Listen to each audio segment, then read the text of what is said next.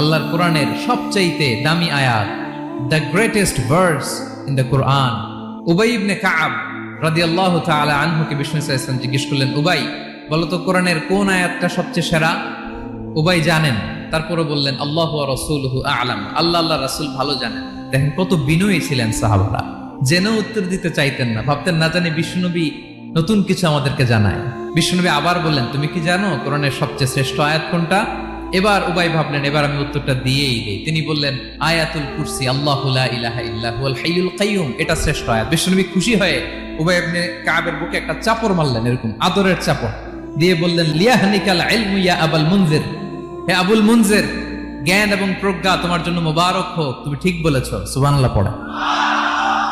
তাহলে এই প্রথম ইনফরমেশনটা আজকে জানলাম, কোরআনের সর্বশ্রেষ্ঠ আয়াতের নাম ৬,২৩৬টা আয়াতের মধ্যে থেকে সবচাইতে দামি আয়াত এটা।